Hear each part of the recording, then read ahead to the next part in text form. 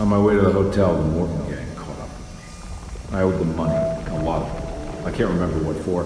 Probably some dumb gambling debt growing in size for each payment missed. I punched one of them out, and I sent the others packing. It was a stupid.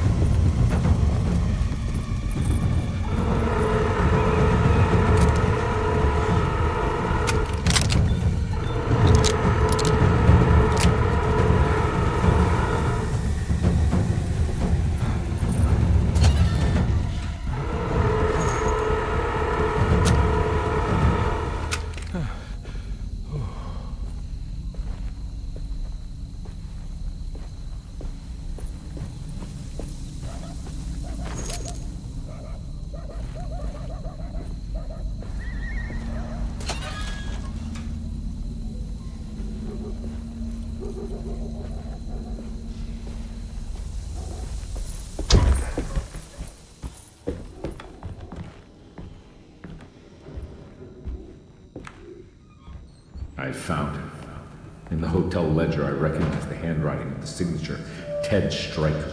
It was him. I could feel it. It was the kidnapper I was hunting.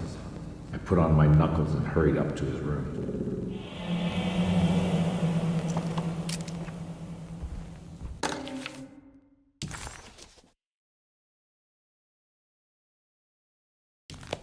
Something about that name, Ted Stryker, rings a bell.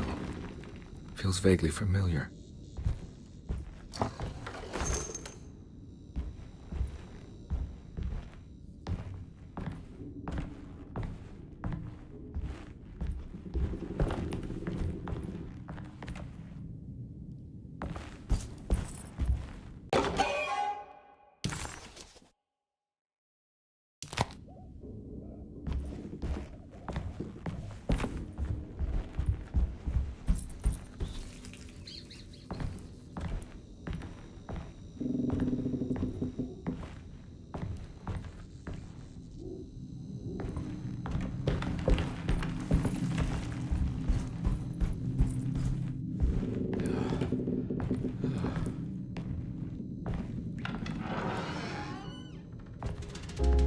I recognize this room, but I didn't catch up with them here. I must have followed them. But where?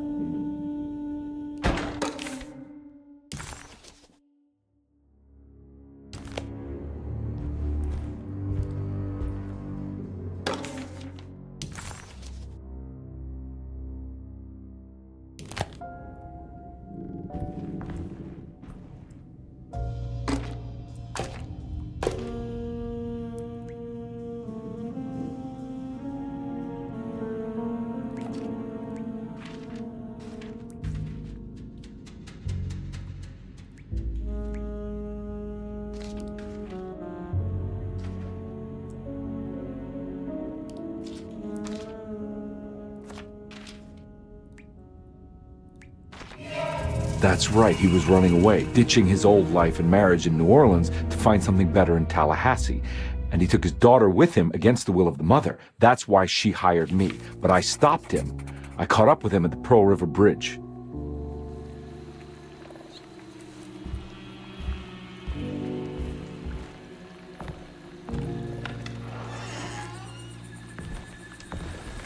Pearl River. This is where I caught up with them. This is what the Dark Man wanted me to revisit. But I'm still not seeing it. What am I forgetting?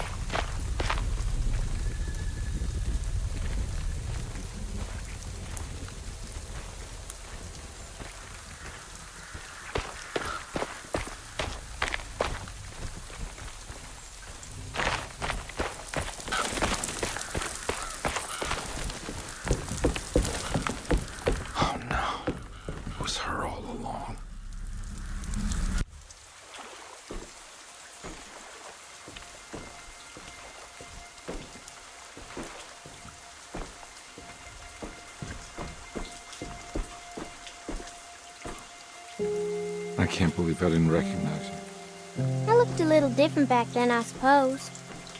Was any of this real? How do you mean? This day, just... so much is happening. I can't... I think I've lost my head. Do you need me to apologize? I mean... I am sorry. I don't think I need to begin to explain. You're just a kid, Grace. I'm really sorry. I didn't mean for it to happen. Lies. More lies. No, really. I thought I was being a good guy by handing you over to your mother. I didn't know. I couldn't have known that she wouldn't care about you. I don't know how this works. What is this for? Some form of admission of guilt. Maybe acceptance. It's what the Dark Man wants. I guess we just watch my father die again then. You think he's alive? I know he is. He's down there, scared that he won't be able to get out. That he will drown with his daughter again. What are you saying? We gotta save him! We? Do it yourself. I'm down there with him, remember?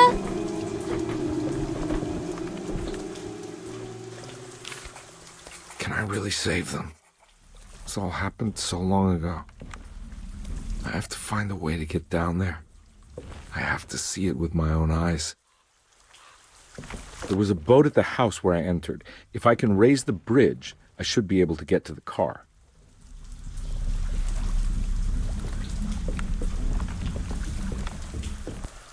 There must be a way to save you both, right? Why else would I be here?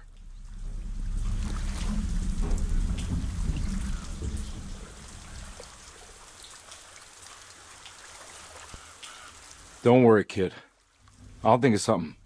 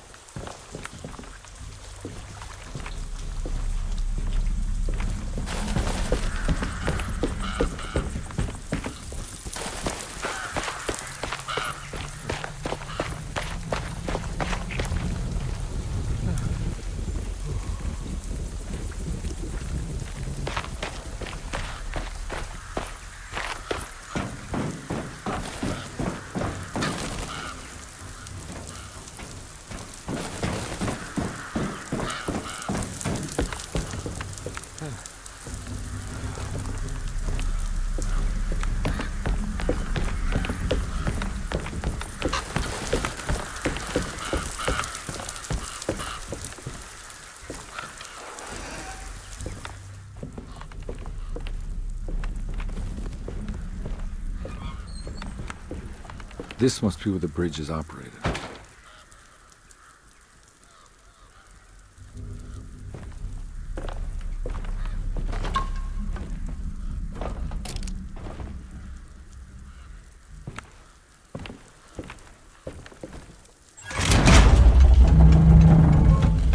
Nothing's happening.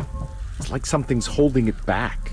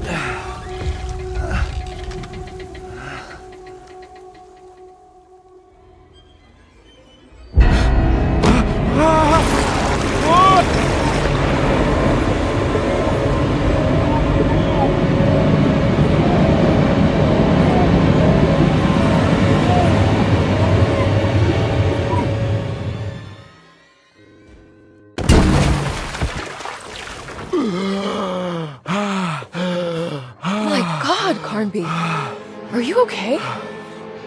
Don't leave me alone. What the hell have you been doing? What's going on here? Look at this mess! I'm sorry, Mrs. Thompson. Don't make me kick you out of this house! Now get out!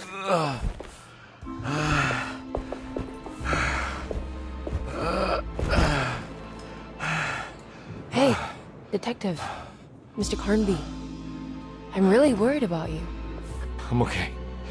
I just need to catch my breath for a moment. This place? There are some very disturbed figures around here. And I don't think it's just the patients. I've been reading some things about how Derceto has a deranging effect on people. I think it might explain things. What? Just take it easy, okay? I'm gonna go find a way into Dr. Gray's apartment. I want to know what he's hiding. Emily, don't worry. I think I'm close. I'm gonna set everything right. Just be careful.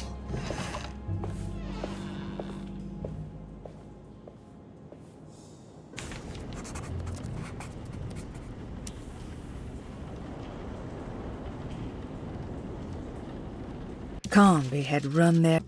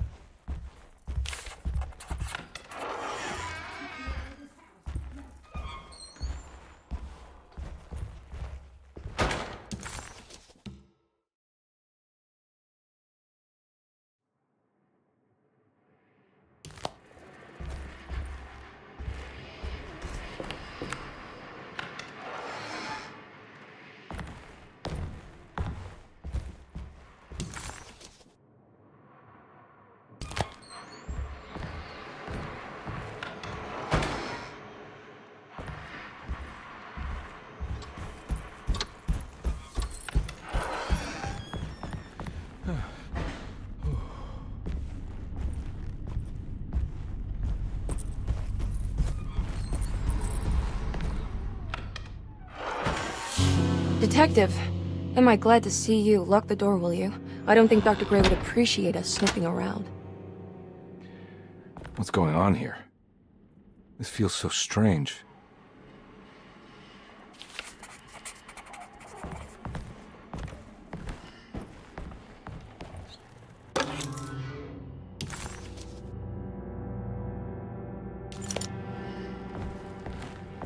There's a book missing.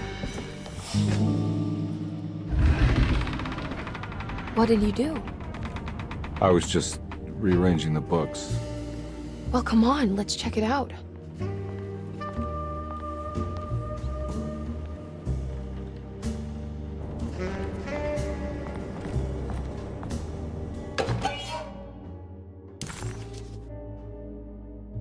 Okay.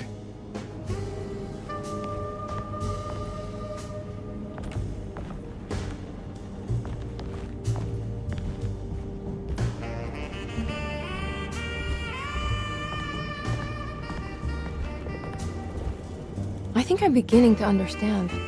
Dr. Gray is dealing with some kind of mass delusion.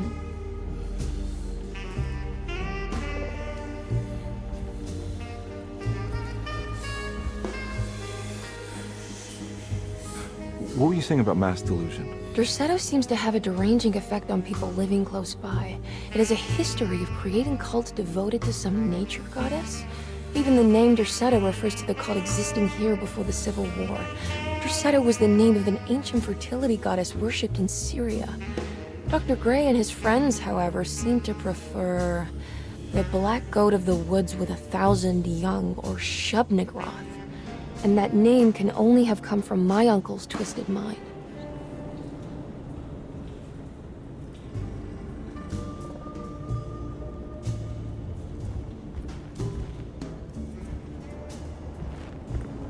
You think all of them are in this cult business?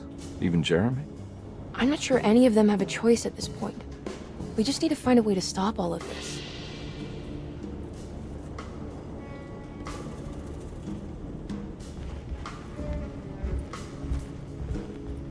My I've been so busy trying to free your uncle from the promise he made to the Dark Man. I guess I kind of just let everything else go. Don't worry, Detective. I feel like we're close. I'm sure Jeremy will turn up. If he is part of the cult, he wouldn't want to miss the Feast of St. John. I just need enough information to make him see the truth. I hope you're right, but I doubt he'll show up. Not as long as the Dark Man's got him hiding.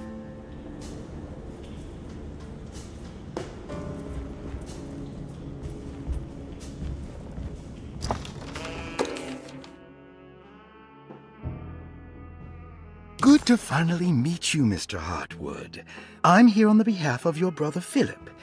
You were expecting me, weren't you? Yes. You're from Derceto, no? That's right.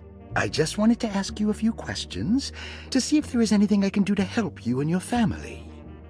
Okay. I understand you're full of imagination. You make up a lot of things.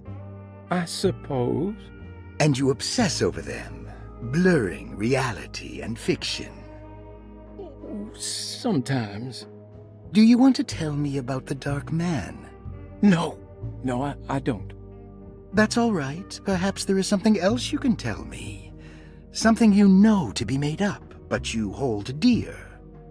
Juan? John? Who's John? No, Juan Luis Jorge. Oh, wait there a moment. Here, take a look. Is he... Oh, he is the author. It's a magnificent book. Life-changing even. The real Juan is long dead, but I like to think of him as my friend. My most beloved friend. I see. Do you often do this? Fantasize about people you read about? No. Well, there is Jacob. Who is Jacob?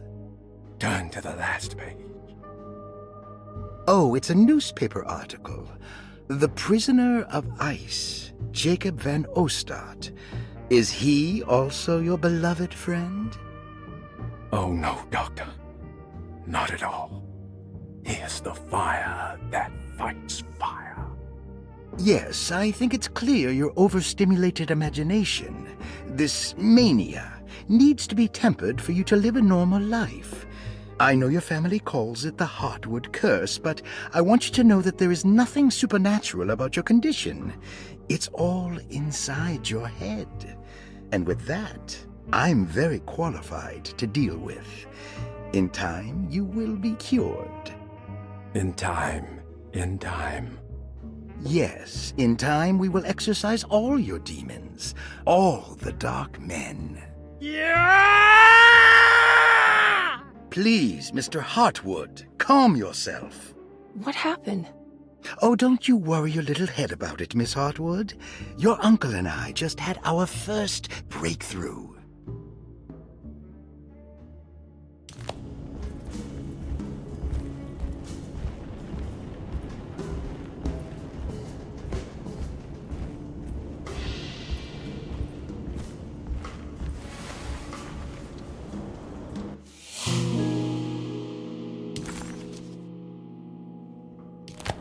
Huh. Has that been there this whole time?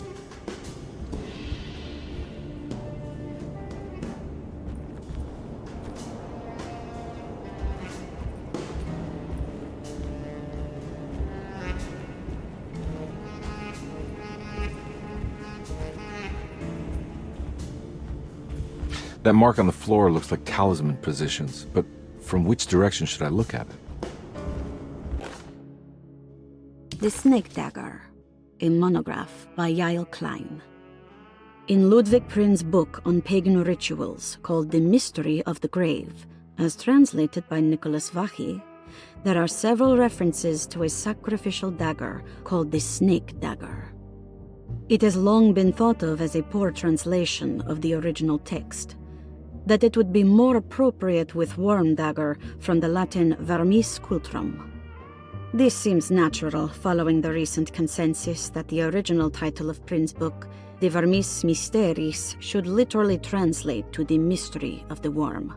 However, this would take away from Vahi's great effort at translating the underlying meaning of the words and revealing several cultural beliefs.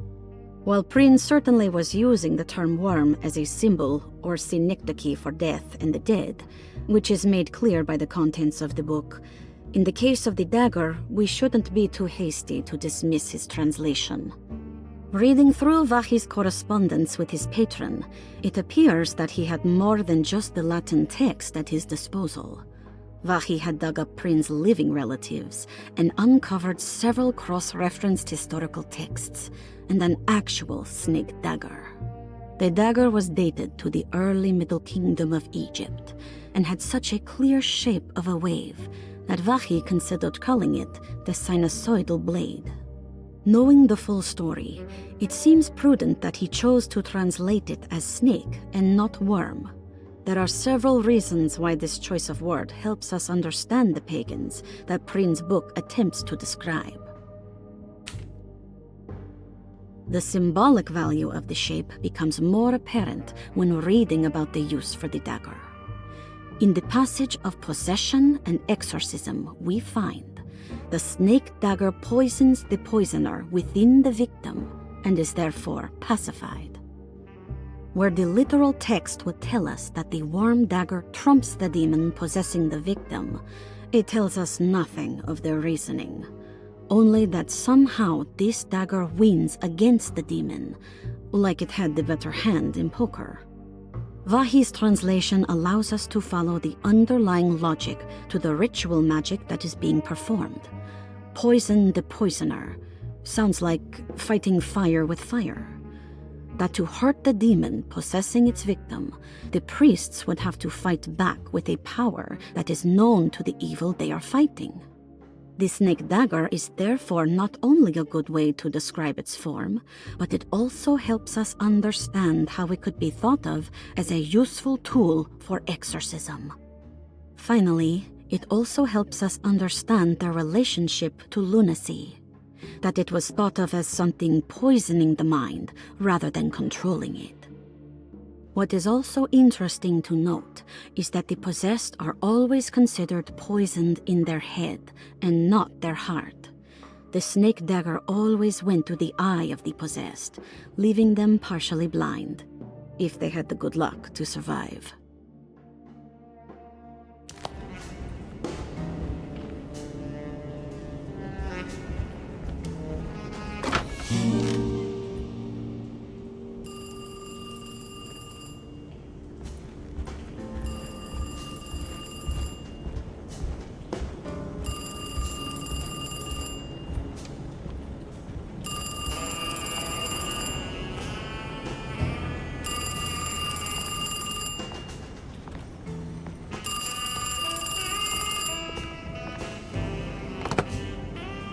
Hello?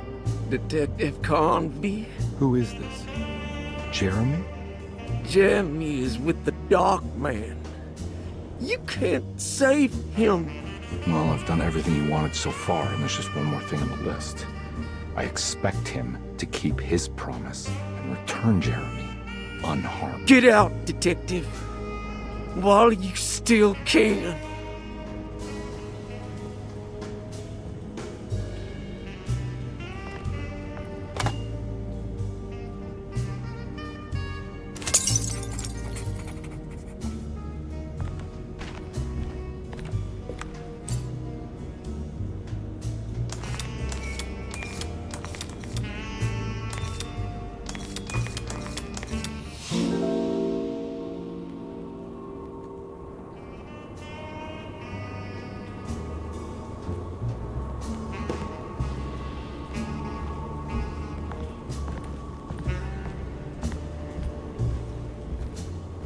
You okay? You look a little frazzled. Just stupid telephone. I know. I tried calling the police earlier. The telephone is completely dead. It's not... Yeah, no, the telephone isn't working.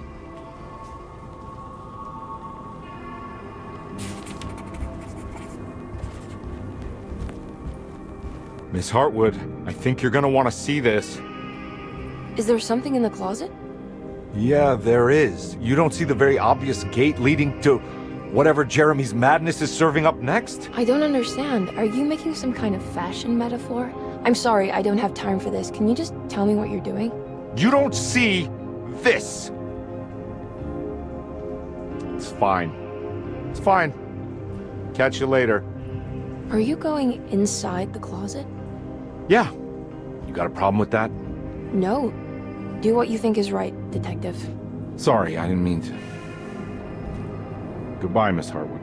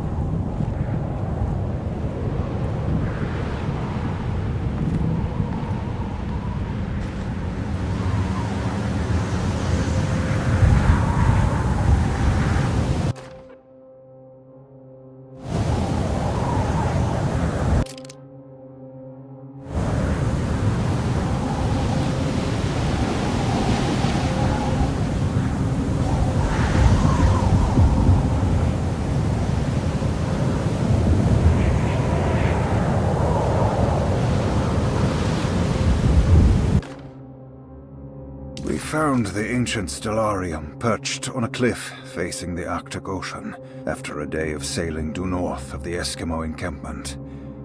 Jacob van Oostad was our most keen member of the expedition. He had been chasing down the source of a peculiar type of crystallized metal present in several sacred items among the natives on the northeast coast of Greenland. The site was a remarkable find for any explorer, and we were all enraptured in our search for enlightenment and meaning.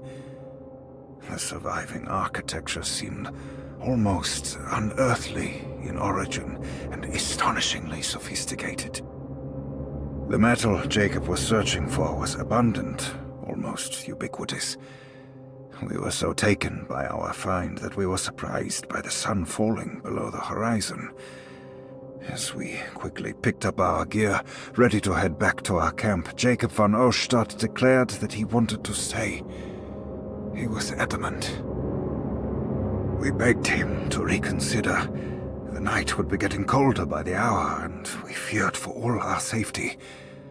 Jacob refused, threatening us with violence if we wouldn't leave him alone. As the snowfall turned heavier, we left him there on his own. The next day, the weather became worse, and we had to spend hours enforcing our shelter as our tents became increasingly useless. The group had written off Jacob, thinking he must be dead. I had an urge to make one final attempt to save him, so I headed out as darkness fell with a handful of flares and headed toward the coast and up the climb towards the stellarium. That's when I saw him, transfixed by a burning sky, that celestial lantern.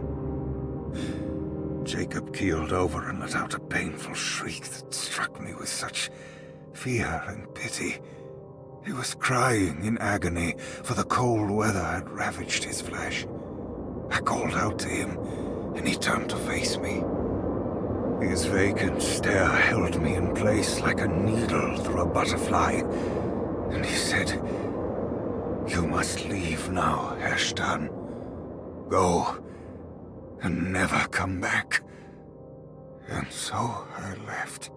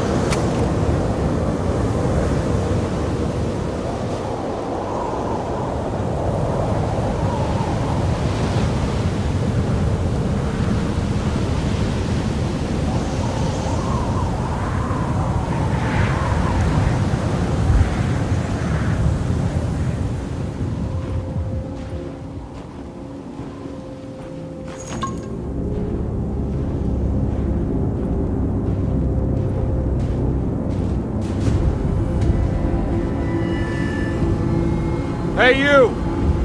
What are you doing here? What is this place? Turn back, detective. You're not wanted here. Whoa, take it easy. I'm not your enemy. Oh, you're wrong, detective. You're wrong.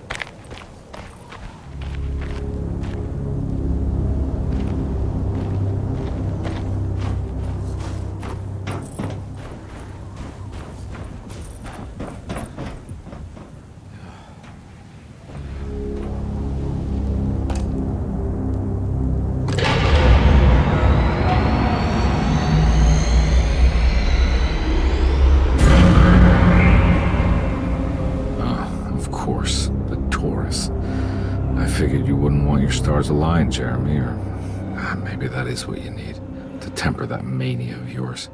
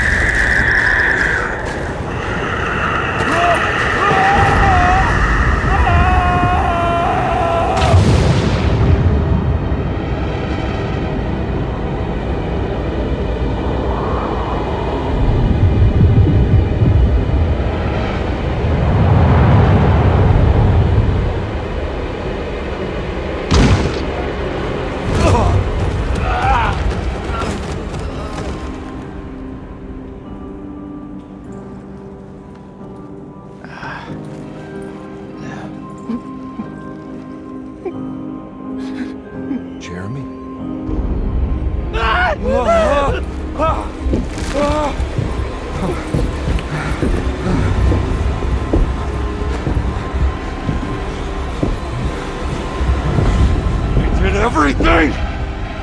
Aren't you happy? Stupid charlatan! What more do you want from me? You want me to lose my mind? Oh, my lord! Doctor! Baptiste! Quick! Jesus. What were you thinking, Carnby?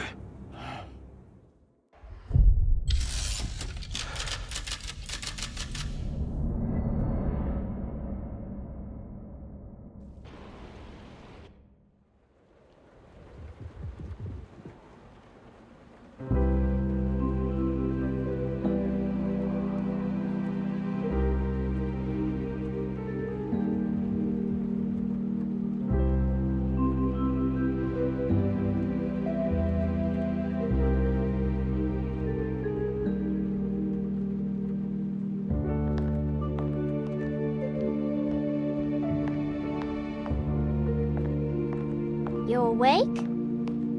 You are awake. Mr. Carnby's up. Hey, buddy! I thought you'd be knocked out for the rest of the night. Come on out and join us, will you? I'll save you some gumbo. Good to have you back. You gave us all a good scare. What happened? You had a psychological breakdown. Sorry for manhandling you, but you're being violent. You stabbed Jeremy and then punched Dr. Gray. Are they... okay? Jeremy's a little strange, but everything's back to normal. Really? All thanks to you, Carnby. You want to try standing up?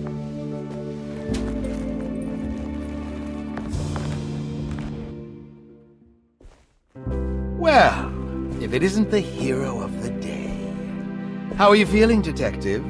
Never better. How about you two? Hey, Jeremy, I didn't do too much damage, did I? Things are fine. Very quiet. What's up with him? Painkillers? No. You see, despite you having the finesse of a one-eyed butcher, you managed to lobotomize dear Jeremy. I did what? It's actually quite impressive. It's not like I hadn't considered it myself. I just wish Jeremy could have been helped without reducing his personality to that of an oyster. But he's gonna live. Of course. As long as someone keeps feeding him, he'll outlive the best of us.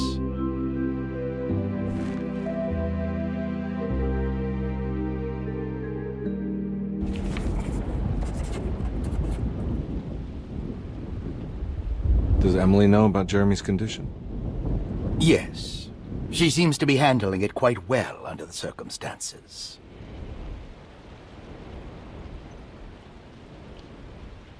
Does she still want to take Jeremy away from Derceto? I will have to insist that you do. This is not that kind of institution. Jeremy, hang on for a little longer, okay? We'll be going back to New Orleans soon. Oh, good.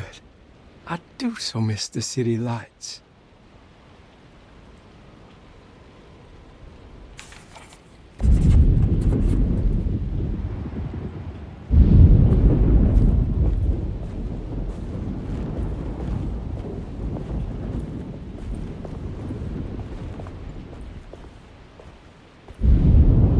Hey, Ruth.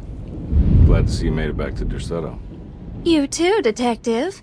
Make sure to stay for the festivities. It's no Mardi Gras, but it ain't bad.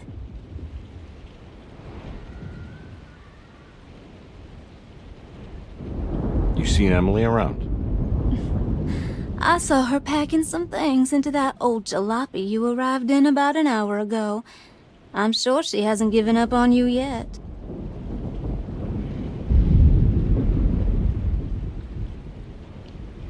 Catch you later. Looking forward to it, Detective.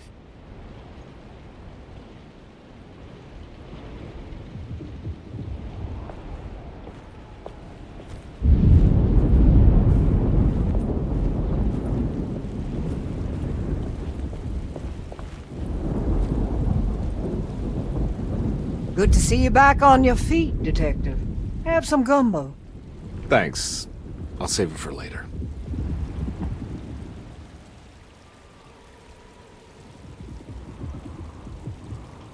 Seems like everyone's in a pretty good mood.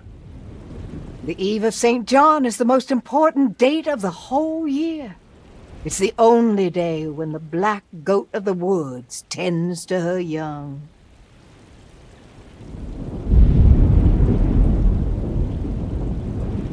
I'm gonna go look for Emily. Don't worry about her. She wouldn't leave without you, would she?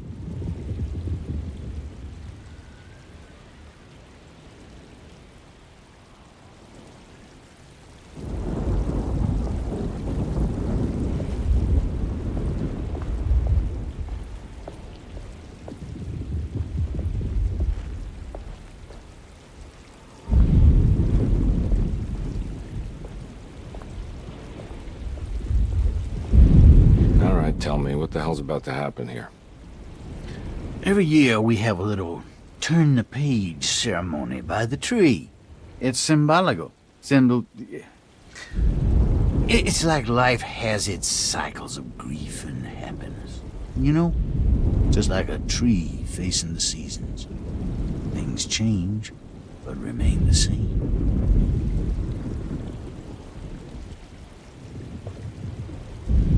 So this is basically New Year's Eve, but with a tree metaphor. Exactly. You're so smart. It's about starting again. I mean, who could use a positive message like that more than a bunch of lunatics like us?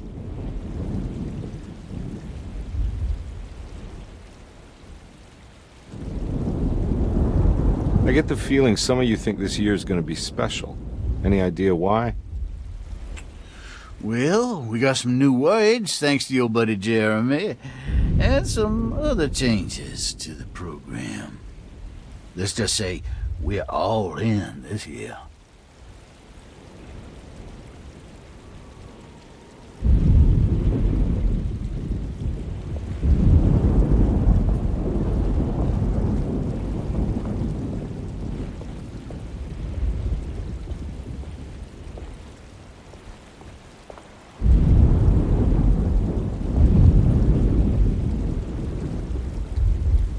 That is one impressive tree.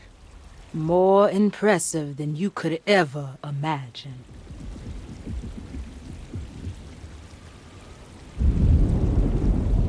So how does this all work? You dance around chanting? For the ritual, I mean? Stay and find out, Detective. It might just do you good.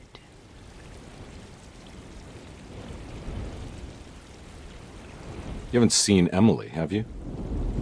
No, Detective. I haven't.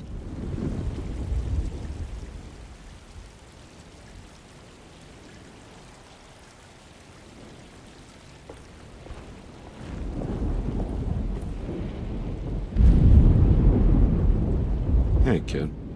What are you up to? Preparing for the ceremony. I don't want to disappoint Mother.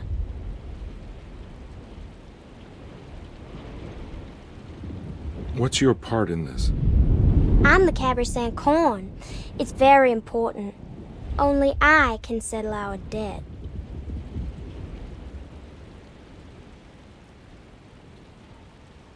You know, I had my doubts, but you are in the right place, Grace. I think you might be right. For once.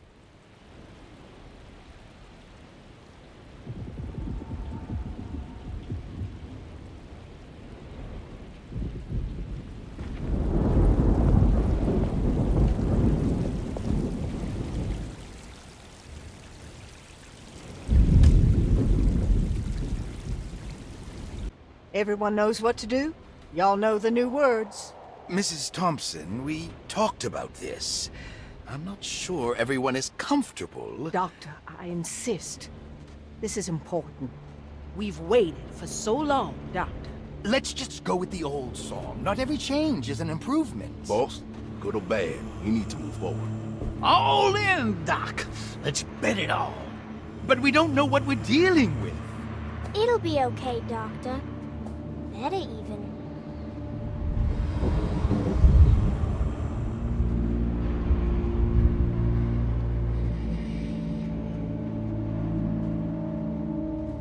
There are praises and abundance to the black goat of the woods. Hear us, brother. Take pity on us. Take pity on us. Ever Hear there us, is Mother, and and there abundance is to the black Take goat of the pity woods. on us. Hear us, Mother, and take pity on us. Take pity on us. Ever there's praise and abundance to the black goat of the woods. Hear us, Mother, and take pity on us.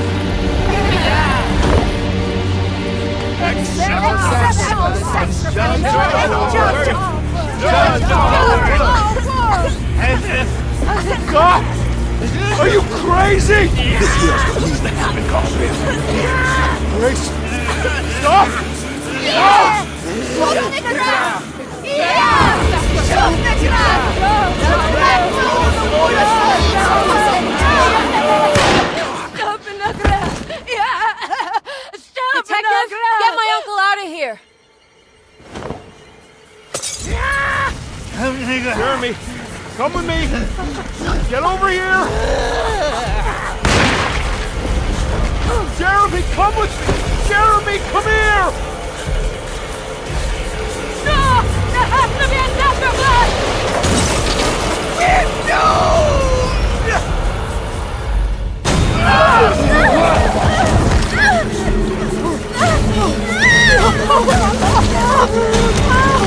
Just Jeremy.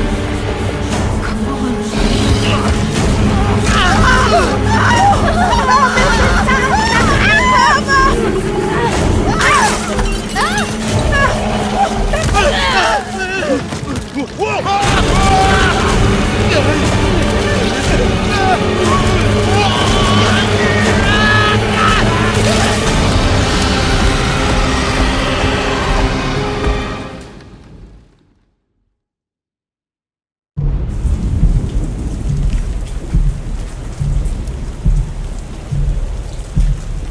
I can't let that monster leave Derceto. I have to stop it.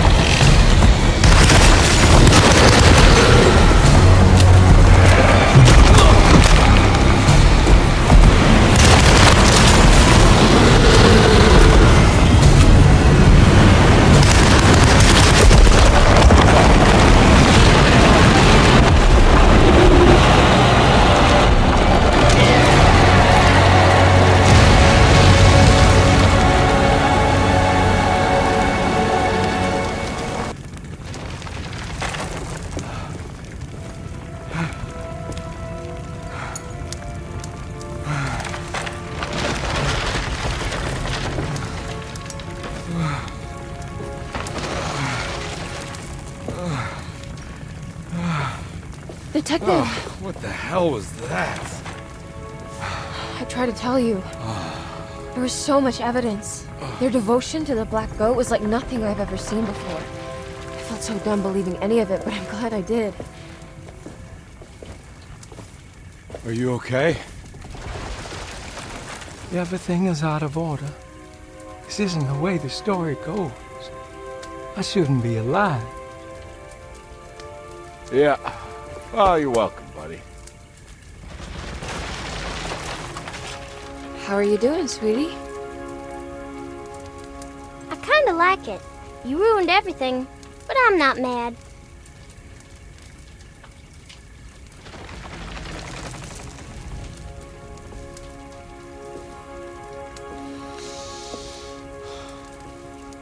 All right, you ready to head back to New Orleans?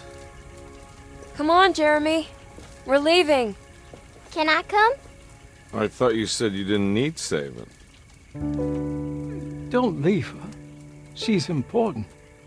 Of course we're taking her with us. Yay, I'm important.